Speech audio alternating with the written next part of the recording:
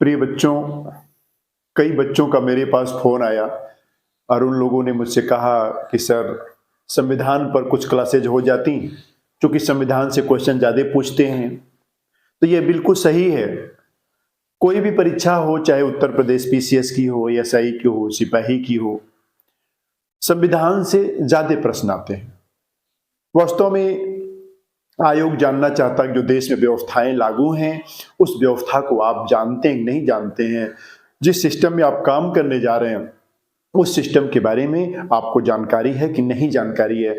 तो बच्चों, उत्तर प्रदेश यूपीपी की जो परीक्षा होने जा रहे हैं, इसमें नो डाउट संविधान से काफ़ी ज़्यादा प्रश्न पूछेंगे और इन्हीं चीज़ों को दृष्टि में रखते हुए हमने आपके सुझाव को स्वीकार किया है और संविधान पर हमने क्लास लेने की योजना बनाई है और हम कोशिश करेंगे कम से कम लेक्चर में आपको बेहतर से बेहतर जानकारियाँ उपलब्ध हों, जो आपके एग्ज़ाम का हिस्सा होगा। निःसंदेह ऐसा होगा। आज हम संविधान के निर्माण पर चर्चा करते हैं।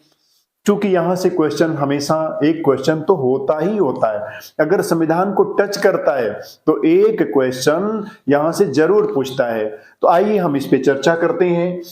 संविधान का निर्माण कैसे हुआ, किन परिस्थितियों में हुआ, एक लंबा विषय है, लंबा बहस का विषय है। हम बहुत गहराई में नहीं जाना चाहेंगे, फिर भी कुछ जानकारी तो देना ही पड़ेगा। एक्चुअली था क्या, आज़ादी की लड़ाई जब लड़ी जा रही थी, तो आज़ादी की लड़ाई के दौरान हमारे जो आज़ादी के लड़ाके थे, जो आज़ादी के दीवाने थे और हिंदुस्तान की पब्लिक में जो जागरूकता आई थी, वो ये चाहते थे कि हमारे देश में जो व्यवस्था चल रही है, वो व्यवस्था बदले। जो ब्रिटेन की पार्लियामेंट से कानून बना करके आता है और लंदन के बने हुए कानून को भारत में लागू किया जाता है, वो व्यवस्था बदले और हम भारतीय लोग मिलकर के भारत के बारे में एक व्यवस्था बनाए, भारत के लोग भारत पर शासन करें और भारतीयों द्वारा बनाई गई व्यवस्था भारत में लागू हो। इन्हीं सब चीजों को लेकर के, इन्हीं सब परिस्थितियों में जब हमारा देश पूरा आंदोलित था, हमारे देश की जनता ऐसी स्थिति में पहुंच गई थी कि कोई भी विदेशी सत्ता भारत में शासन नहीं कर सकती थी। अब यहां पे शासन करना कठिन था। ऐसे ही समय में द्वितीय विश्व युद्ध होता है। उस द्वितीय विश्व युद्ध में चाहे मित्र देश रहे हों, चाहे ध्रुव राष्ट्र रहे हों, दोनों पक्षों ने बहुत कुछ खोया था, बहुत कुछ नुकसान हुआ था और विश्व बिरादरी के सामने यह बातें स्पष्ट हो चुकी थी कि अब कोई भी विदेशी राष्ट्र किसी दूसरे राष्ट्र में आसानी से शासन नहीं कर पाएगा। इन्हीं परिस्थितियों में ब्रिटेन में चुनाव होता है। जब द्वितीय विश्व युद्ध की लड़ाई चल रही थी, तो वहां पर कंजर्वेटिव पार्टी की सरकार थी और जब चुनाव हुआ तो लेबर पार्टी ने यह घोषणा किया कि अगर हमारी सरकार बनेगी तो हम भारत को आजाद कर देंगे। वास्तव में लेबर पार्टी के जो नेता क्लेमेंट एटली थे, वो शायद ये चाहते थे कि ब्रिटेन में काफी ज्यादा हिंदुस्तान की पब्लिक रहती है, निवास करती है, अगर भारतीयों का समर्थन मिल जाएगा तो मेरी सरकार बन जाएगी। और हुआ भी ऐसे, भारतीयों ने समर्थन दिया और लेबर पार्टी की सरकार बन गई। जब लेबर पार्टी की सरकार बन गई तो क्लेमेंट एटली साहब ने हाउस ऑफ कॉमन्स में, जो हमारे यहाँ लोकसभा है, ऐसा ही एक सदन वहां पर है जिसे हाउस ऑफ कॉमन्स कहते हैं, और वहां पर क्लेमेंट एटली साहब ने भारत की आजादी की घोषणा किया कि भारत की जनता को आजाद होने का अधिकार है और भारत को आजादी देने के लिए अभी आजादी मिले उससे पहले कुछ कार्य करना था। जैसे कल के भारत में कैसे व्यवस्था चलेगी, कौन शासन चलाएगा, इसके लिए एक संविधान की व्यवस्था करनी थी। भारत को आजाद किया जा, उसके दौरान भारतीयों में विश्वास बहाली के लिए भारतीयों की एक सरकार बनानी थी। इन दो उद्देश्यों को लेकर के कि भारत का संविधान बन जाए और भारत के संविधान बनने के साथ ही साथ जब तक संविधान लागू नहीं होता है, विश्वास बहाली के लिए भारतीयों की एक सरकार बना दी जाए। इन दो कार्यों, दो उद्देश्यों को लेकर के क्लेमेंट एटली साहब ने अपने ब्रिटेन की पार्लियामेंट, अपने मंत्रिमंडल के 3 सदस्यों को भारत भेजा, जिनको सम्मिलित रूप से कैबिनेट मिशन कहते हैं। यह कैबिनेट मिशन 1946 में भारत आया और भारत आने के बाद यहाँ पर विचार विमर्श करने के बाद, यहाँ की परिस्थितियों का आकलन करने के बाद वो फिर ब्रिटेन लौट करके गए और वहां पर ब्रिटेन की सरकार के सामने अपनी योजना प्रस्तुत की। उस योजना में दो योजनाएं थी। एक ये थी कि भारत का संविधान कैसे बनेगा और दूसरा ये था कि अंतरिम सरकार किस प्रकार से बनेगी। इन्हीं दो चीजों पर उन्होंने अपना सुझाव प्रस्तुत किया। तो आपको यहां एक प्रश्न बनता है कि जो भारत में अंतरिम सरकार की स्थापना हुई थी, जो भारत का संविधान बना था, यह किस योजना के अंतर्गत था? तो यह कैबिनेट मिशन योजना 1946 के अंतर्गत था। अब बात आती है कि कैबिनेट मिशन ने सुझाव क्या प्रस्तुत किया था। तो मेरे बच्चों गौर करिएगा, कैबिनेट मिशन ने यह कहा कि भारत का एक संविधान होगा जिसको एक संविधान सभा मिलकर के बनाएगी। मतलब कोई एक व्यक्ति नहीं बनाएगा, उसको कई लोग मिलकर के बनाएंगे, एक टोली मिलकर के बनाएगी और जिसमें 389 लोग होंगे। इस 389 में से कुछ बंटवारे किए गए। गौर करिएगा, जब हमारे यहाँ ब्रिटेन की सरकार थी, हमारे यहाँ अंग्रेजों का शासन था, तो कुछ क्षेत्रों पर अंग्रेजों का शासन था, कुछ क्षेत्र ऐसे थे जहां राजा महाराजाओं का शासन था। तो उस समय अंग्रेजों के पास 11 प्रांत थे। तो ये हुआ कि 11 प्रांतों में से 292 लोग आएंगे। जो 389 सदस्य होने थे उसमें से 292 सदस्य कहां से आने थे? उन अंग्रेजों के 11 प्रांतों से आने थे और 4 सदस्य अंग्रेजों की कमिश्नरियों से आने थे, जो ब्रिटिश कमिश्नरियां थी। तो 292 और 4 296 अंग्रेजी क्षेत्र से आने थे और 93 सदस्य ऐसे थे जो देसी जो रियासतें थी, राजा महाराजा थे, वहां से आने थे। तो इसमें यह भी कहा गया था कि जो ब्रिटिश प्रांतों से आने हैं, 11 प्रांतों से आने हैं, जो कमिश्नरियों से आने हैं, अर्थात जो ब्रिटिश क्षेत्रों से आने हैं, उनका चुनाव होना था और जो देसी रियासतों, राजा महाराजाओं के क्षेत्रों से आने थे, वहां पे मनोनयन होना था। इसका मतलब यह हुआ कि जो 389 लोग थे उसमें न तो सारे लोग चुने हुए थे, न सारे लोग मनोनीत हुए थे। इसका मतलब यह भी था कि जो संविधान सभा 389 लोगों की थी वह पूर्णतः न तो निर्वाचित थी और न ही पूर्णतः मनोनीत थी।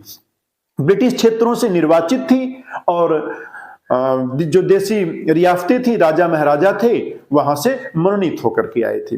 फिर इस योजना में यह भी कहा गया था कि जो लोग चुन करके आएंगे वो कैसे चुने, उनको क्या जनता चुनेगी या कोई और चुनेगा? तो आप यहां जान लीजिए, संविधान सभा में जो 296 सदस्यों का चुनाव हुआ था, जो चुनाव जुलाई और अगस्त 1946 में हुआ था, इन सदस्यों का चुनाव आम जनता ने नहीं किया था, वयस्क मताधिकार के द्वारा नहीं हुआ था। अर्थात 21 साल या 18 साल के लोगों ने नहीं चुना था, बल्कि 11 प्रांतों में जो विधान सभाएं काम कर रही थी उस विधान सभा के सदस्य चुने थे। तो चूंकि विधान सभा के सदस्यों को जनता ने चुना था, तो इसलिए जो संविधान सभा के सदस्य थे उनका निर्वाचन प्रत्यक्ष ना होकर के अप्रत्यक्ष निर्वाचन हुआ था।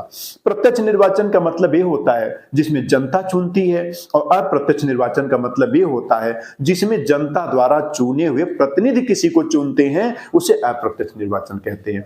तो संविधान सभा के सदस्यों का जो निर्वाचन हुआ था वो निर्वाचन आम जनता के द्वारा न होकर के विधानसभा के द्वारा चुना गया था। तो इस प्रकार से चुनाव हुआ और यह हुआ कि 10 लाख की किसी भी प्रांत से कितने सदस्य आएंगे उसके लिए एक मानक तय किया गया था कि 10 लाख की आबादी पर एक सदस्य होंगे। इसका मतलब यह हुआ कि जिस राज्य की जनसंख्या जितनी ज्यादा होगी वहां से उतने सदस्य आएंगे, जहां कम होगी कम आएंगे, लेकिन 10 लाख की जनसंख्या पर एक सदस्य आएंगे। इस प्रकार से हमारे संविधान सभा का गठन हुआ, उसका निर्वाचन हुआ, मनोनयन हुआ और हमारी संविधान सभा चुन करके आ गई। हमारी संविधान सभा जब चुनकर आ गई तो चुन के आने के बाद 9 दिसंबर 1946 को पहली बैठक हुई। जो 9 दिसंबर 1946 को पहली बैठक हुई, उस बैठक को उद्घाटन बैठक कह सकते हैं, उद्घाटन सभा कह सकते हैं। तो ये जो बैठक 9 दिसंबर को हुई, जो भी पहली बैठक हुई थी, इसी दिन हमारी संविधान सभा बन करके तैयार हुई। देखिए, चुनाव तो हो गया था, मनोनयन तो हो गया था, लेकिन इस चुनाव मनोनयन को संविधान सभा का गठन नहीं कहेंगे। वाकई होता क्या है कि जैसे आज कोई चुनाव होता है तो चुनाव हो जाने के बाद वह सदस्य विधिवत सदस्य नहीं कहलाता है जब तक वह शपथ नहीं ग्रहण कर लेता है। तो इस प्रकार 9 दिसंबर 1946 को जब पहली बैठक हुई, उसी दिन संविधान सभा के गठन की बातें कही जाती हैं। और उसी दिन पहली बैठक हुई, और पहली बैठक के दिन चूंकि बैठक हुई, ये हुआ कि कौन अध्यक्षता करेगा आज के कार्यक्रम की। तो उस समय सदन के लोगों ने एक वयोवृद्ध नेता, जो उसमें सबसे वरिष्ठ थे, सीनियर थे, सच्चिदानंद सिन्हा को उन लोगों ने उद्घाटन बैठक, पहली बैठक का अपना अध्यक्ष चुन लिया। उसके बाद 2 दिन बाद फिर बैठक हुई, 11 दिसंबर 1946 को हुई, और संविधान सभा ने सर्वसम्मति से अपने अस्थायी अध्यक्ष के रूप में डॉक्टर राजेंद्र प्रसाद को चुन लिया। तो यहाँ पे 2 बातें आती हैं। संविधान सभा में 2 अध्यक्ष सामने आते हैं, एक उद्घाटन बैठक के पहले दिन वाली बैठक के अध्यक्ष, उसके बाद वो फिर नहीं रहते हैं। उसके बाद एक अस्थायी अध्यक्ष के रूप में चुन लिया जाता है, डॉक्टर राजेंद्र प्रसाद को चुन लिया जाता है। और यह संविधान सभा की अंतिम बैठक 24 जनवरी 1950 तक संविधान सभा के अध्यक्ष थे, जब तक कि संविधान सभा के रूप में समाप्त नहीं हो गई, जब तक कि राजेंद्र प्रसाद को उपराष्ट्रपति के रूप में चुन नहीं लिया गया, तब तक डॉक्टर राजेंद्र प्रसाद संविधान सभा के अस्थायी अध्यक्ष के रूप में थे। तो डॉक्टर सच्चिदानंद सिन्हा अस्थायी अध्यक्ष थे और डॉक्टर राजेंद्र प्रसाद अस्थायी अध्यक्ष थे। बच्चों, उसके बाद 2 दिन बाद 11 दिसंबर 1946 को पंडित जवाहरलाल नेहरू ने संविधान सभा के समक्ष अपना उद्देश्य प्रस्ताव रखा। और उद्देश्य प्रस्ताव का मतलब यह था कि संविधान सभा के सामने एक गाइडलाइन प्रस्तुत किया, सिद्धांतों को प्रस्तुत किया, मूल्यों को प्रस्तुत किया कि मेरे संविधान निर्माताओं, कल के भारत के सृजनकर्ता, कल के भारत को तय करने वाले, आए मेरे संविधान सभा के लोगों, आप लोगों को किन रास्ते पे चलकर संविधान को बनाना है, किन सिद्धांतों पे चल के संविधान बनाना है और किन मूल्यों के रक्षार्थ संविधान बनाना है। कल के भारत में, कल के हवाओं में भारत के नागरिकों की हैसियत क्या होगी, उनके अधिकार क्या होंगे, उनके कर्तव्य क्या होंगे, सरकारों की सीमा रेखाएं क्या होंगी। इस प्रकार से पंडित जवाहरलाल नेहरू ने संविधान सभा के सामने एक उद्देश्य प्रस्ताव रखा कि हमें कैसे भारत का निर्माण करना है, और इसी उद्देश्य प्रस्ताव को आगे चल करके हमारे संविधान में प्रस्तावना के रूप में सम्मिलित किया गया। तो कई बार यह क्वेश्चन पूछता है कि हमारी जो प्रस्तावना है संविधान की, वो कहां से, किस प्रकार से ली गई है। तो हमारी जो प्रस्तावना है वो 13 दिसंबर 1946 को पंडित जवाहरलाल नेहरू ने संविधान सभा के समक्ष जो उद्देश्य प्रस्ताव रखा था, उसी का अंश है, उसी का सारांश है।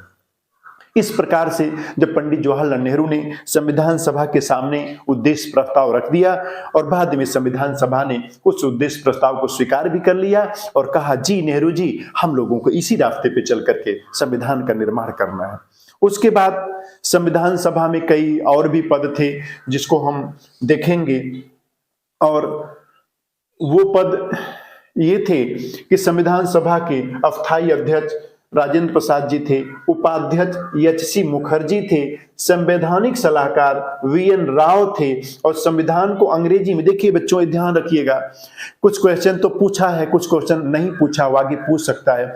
संविधान सभा के उपाध्यक्ष कौन थे, नहीं पूछा अभी तक, तो एच.सी. मुखर्जी हैं, पूछ सकता है। संविधान सभा के संवैधानिक सलाहकार कौन थे, यह कई बार पूछा है, यह वी.एन. राव जी थे। तो यहां पहले मैं परिचित करा दूं, देन आगे की बातों को बताऊंगा। तो वी.एन. राव जी संविधान सभा के संवैधानिक सलाहकार थे।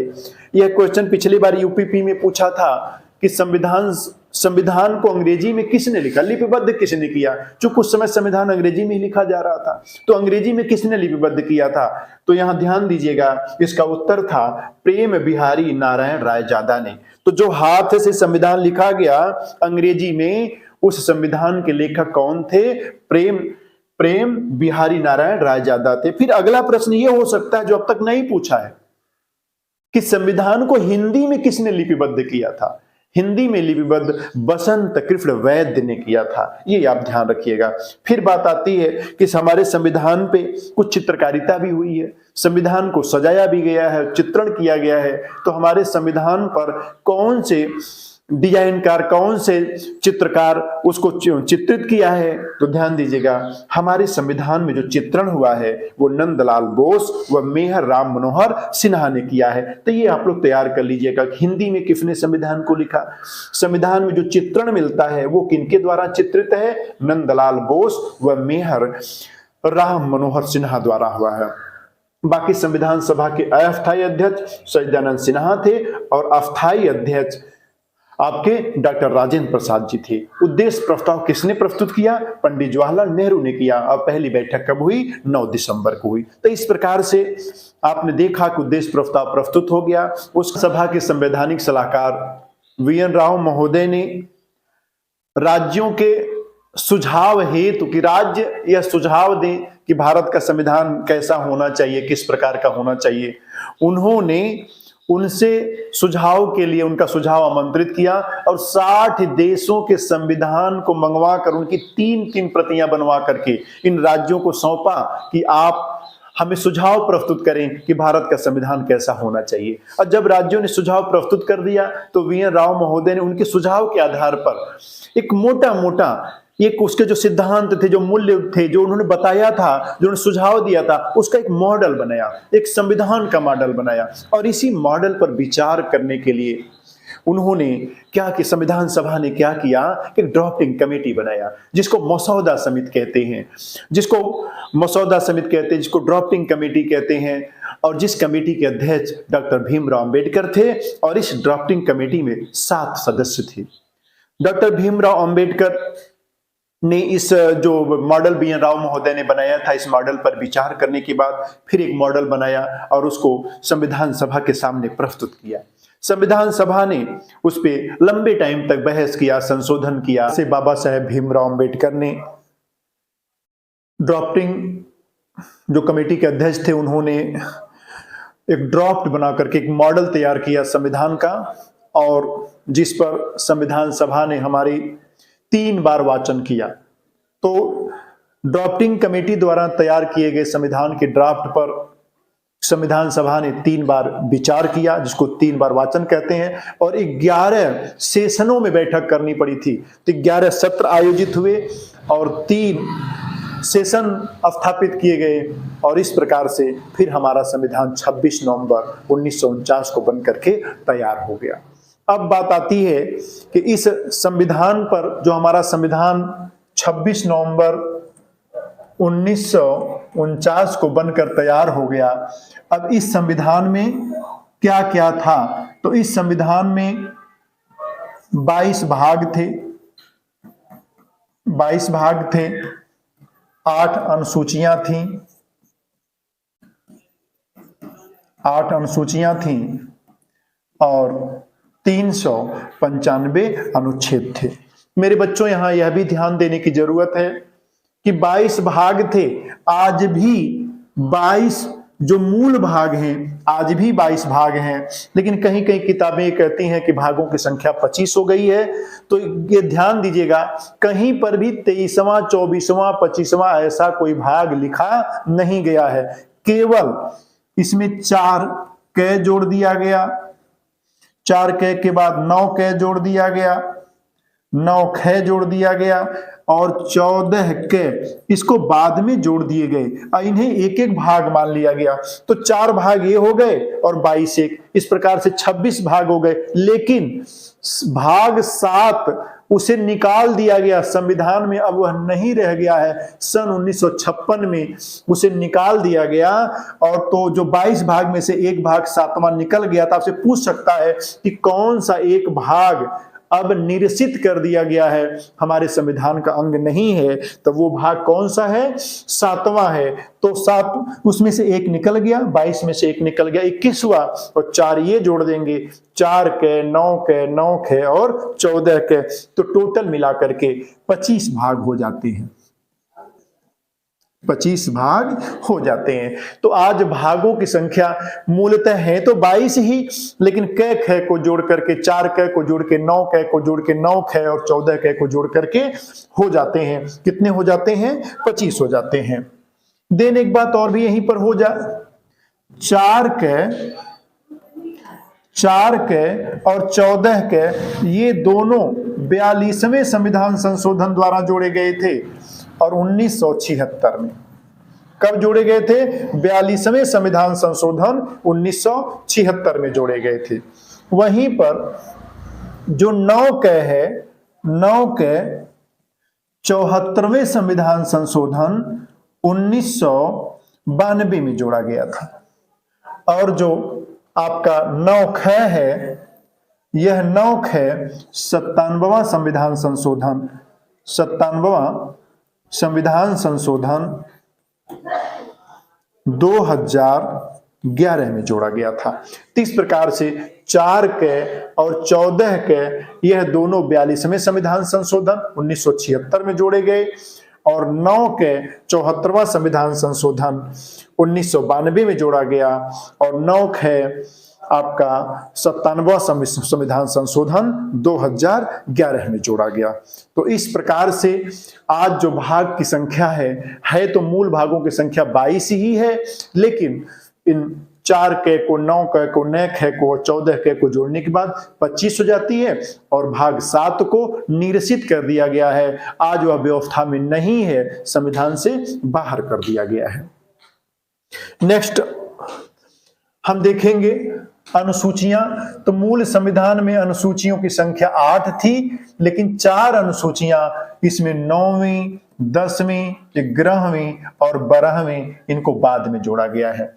9वीं जो है यह प्रथम संविधान संशोधन, पहला संविधान संशोधन 1951 में जोड़ी गई, जो भूमि सुधार से संबंधित थी, भूमि सुधार से संबंधित थी।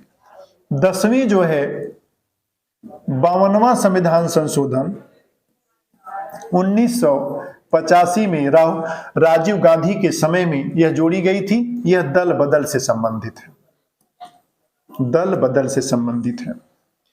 11वीं अनुसूची यह आपका 73वें संविधान संशोधन द्वारा जोड़ी गई, 1992 में जोड़ी गई और यह पंचायती राज से संबंधित है। और 12वीं अनुसूची 74वां संविधान संशोधन द्वारा जुड़ी गई 1992 में ही, यह नगरीय प्रशासन से संबंधित है, नगरीय प्रशासन से संबंधित है। तो इस प्रकार से आपने देखा कि हमारे जो मूल संविधान में जो 26 नवंबर 1949 को हमारा संविधान बनकर के तैयार हुआ, उस संविधान में 22 भाग थे, जिसमें से 7वें भाग को निकाल दिया गया और बाद में उपभाग के रूप में 4 और जुड़ गए, तो 25 भाग हम कह सकते हैं। और अनुसूचियों की संख्या मूल संविधान में 8 थी, 4 उसमें बाद में जोड़ी गई, 9वीं, 10वीं, 11वीं, 12वीं।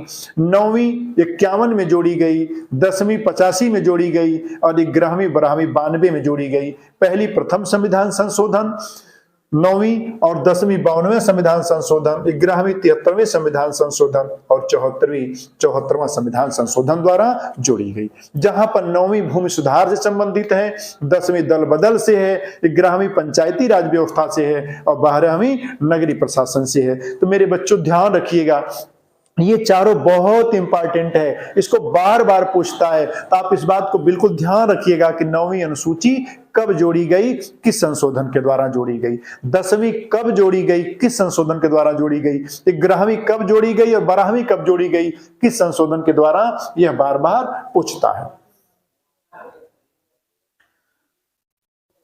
तो इस प्रकार से आपने देखा कि मोटी मोटा हमारा संविधान बनकर के 26 नवंबर 1949 को तैयार हो गया, जिसकी विशेषताएं थी, जिसमें 395 अनुच्छेद थे, 22 भाग थे और 8 अनुसूचियां थी, जिनमें कुछ परिवर्तनों के साथ, चूंकि हमारा संविधान परिवर्तनशील है, हमारे संविधान में एक अनुच्छेद 368 उसमें जोड़ा गया है, जो यह कहता है कि हमारी पार्लियामेंट, हमारी जो संसद है, उस संविधान के किसी भी अंग में संशोधन कर सकती है, वह संविधान में बदलाव करने में सक्षम है। क्योंकि हमारा संविधान एक जीवंत संविधान है, जो समाज के बदलने के साथ साथ समाज की आवश्यकताओं के हिसाब से अपने को परिवर्तित करने में सक्षम है। और यह परिवर्तित करने की जो अधिकार है, जो पावर है, ये हमारे पार्लियामेंट के पास है। और हमारी पार्लियामेंट इसमें बदलाव कर सकती है और समय समय के साथ इसने बदलाव किया। इसलिए आज हमारे संविधान में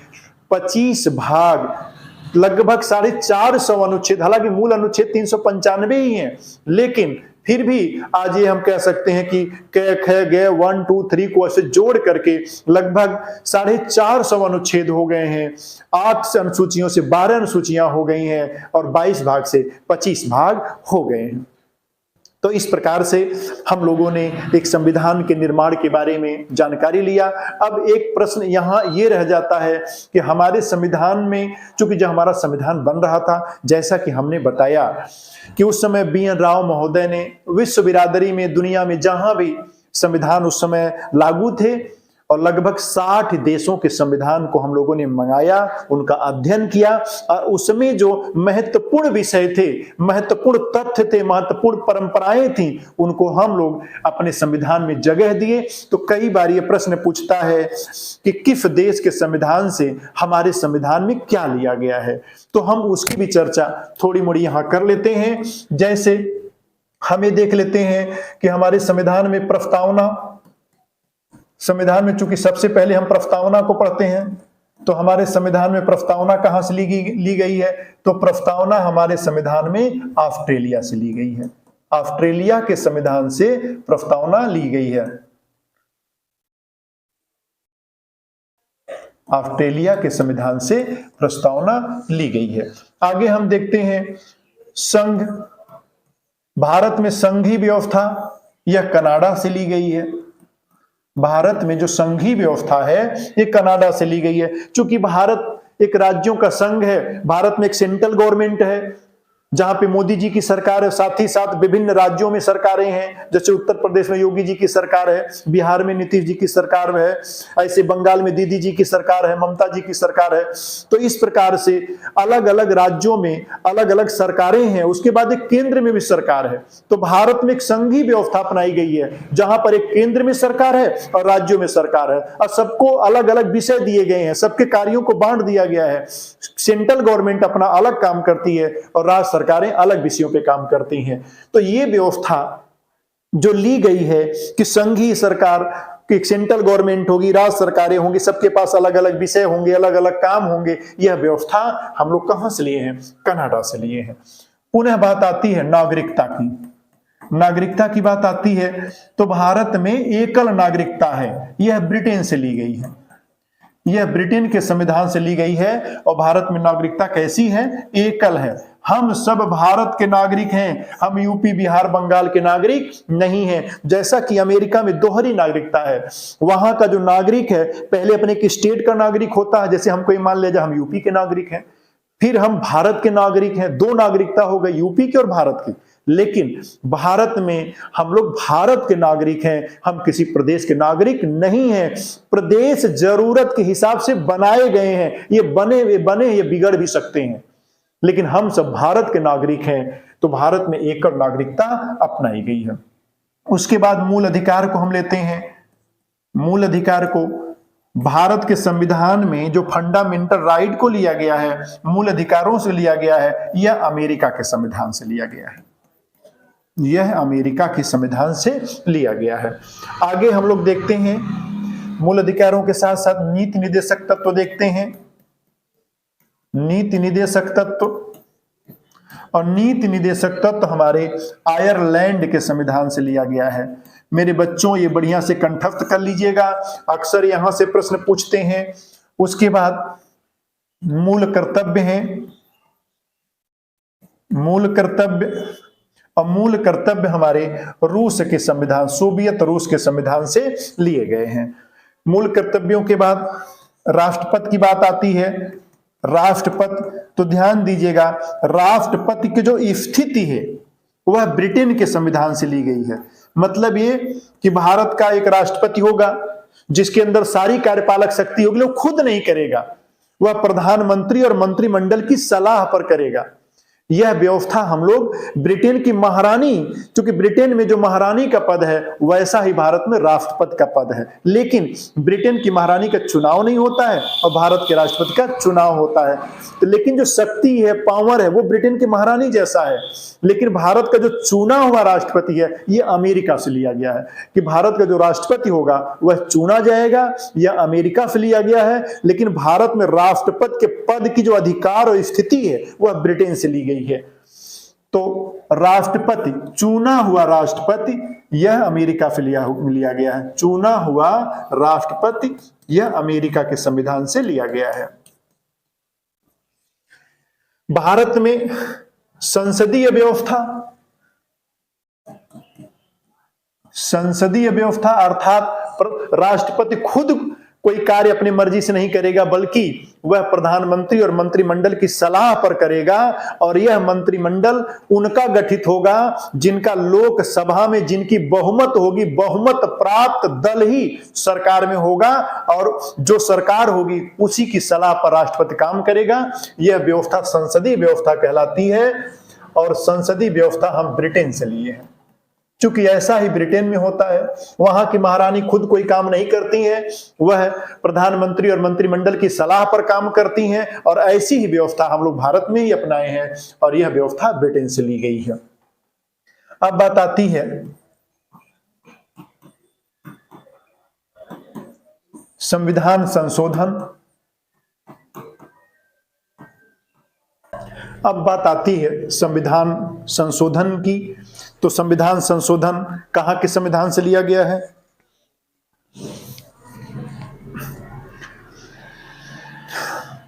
अब बात आती है संविधान संशोधन की।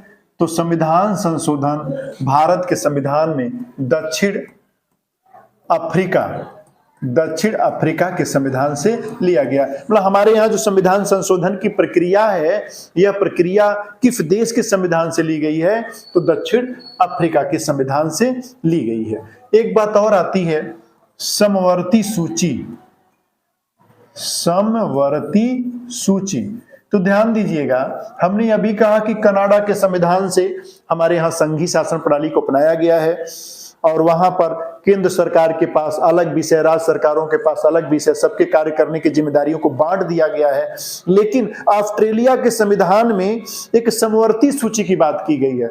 मतलब ये कि कुछ कार्यों की सूची ऐसी होगी जो सेंट्रल गवर्नमेंट करेगी, कुछ कार्यों की सूची ऐसी होगी जो राज्य सरकार करेगी, लेकिन कुछ कार्यों की सूची ऐसी होगी, ऐसी लिस्ट बनाई जाएगी जिसको दोनों मिलकर काम कर सकते हैं, और ऐसी सूची को समवर्ती सूची कहते हैं।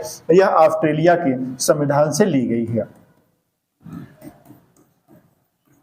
ऑस्ट्रेलिया के संविधान से ली गई है। इसी प्रकार है विधि का शासन, अर्थात जो सरकारें हमारी शासन करेंगी वह मनमर्जी से नहीं करेंगी। हमारी जो विधायिका है वह कानून बनाएगी, विधि बनाएगी, और विधायिका द्वारा बनाए गए विधि के हिसाब से ही भारत की सरकार शासन करेगी। तो भारत में जो शासन होगा वह मनमर्जी का नहीं होगा, वह किसी आदेश निर्देश का नहीं होगा, बल्कि पहले वह विधि बनाई जाएगी और उसी विधि के हिसाब से भारत की जनता शासित होगी। और यह परंपरा विधि का शासन, यह भी ब्रिटेन से अपनाया गया है, ब्रिटेन से अपनाया गया है। तो बच्चों, आज आपने देखा कि भारत के संविधान का निर्माण कैसे हुआ, किसके योजना के तहत हुआ, फिर कैसे कैसे उसका चुनाव हुआ, कितने लोग कहां से आए, कितने लोग ब्रिटिश प्रांतों से आए, कितने लोग देशी रियासतों से आए, कैसे उनका चुनाव हुआ, कितनी जनसंख्या पर ये सदस्य आए हुए थे। इसके बाद इनकी फिर बैठक कब हुई, बैठक के बाद कौन अस्थायी अध्यक्ष हुआ, कौन संवैधानिक सलाहकार रहा, फिर उसके बाद किस प्रकार से जवाहरलाल नेहरू ने अपना उद्देश्य प्रस्ताव प्रस्तुत किया, उद्देश्य प्रस्ताव के बाद किस तरह संविधान सभा उसे स्वीकार की, स्वीकार करने के बाद किस तरह से बी एन राव महोदय ने प्रांतों में सुझाव के लिए, उनका सुझाव आमंत्रित किया, उनके सुझाव के आधार पर एक ड्राफ्ट बनाया। उस ड्राफ्ट पर विचार करने के लिए डॉक्टर साहब भीमराव अंबेडकर के नेतृत्व में एक ड्राफ्टिंग कमेटी बनाई गई और ड्राफ्टिंग कमेटी द्वारा तैयार एक नए ड्राफ्ट पर किस प्रकार से संविधान सभा ने हमारा विचार किया और विचार करने के दौरान किस तरह से उन्होंने अपने को टोलियों में बांटा, टोलियों में बांट करके, समितियों में बांट करके फिर एक एक पार्ट पर उन्होंने विचार किया और विचार करने के बाद किस तरह से 26 नवंबर 1949 को अपना संविधान बना करके तैयार किया। और उस संविधान पर आपने देखा कि कई देशों का संविधान का प्रभाव दिखाई देता है और वह प्रभाव कहां कहां दिखाई देता, हम उसकी भी चर्चा किए और किस प्रकार से हमारी संविधान सभा ने छोटी छोटी टुकड़ियों में, समितियों में अपने को बांटा और किस समिति के कौन अध्यक्ष थे और उन्होंने संविधान के निर्माण में अपना योगदान दिया। आज इतना, इसके आगे हम अगले लेक्चर में आपके साथ प्रस्तुत होंगे। धन्यवाद।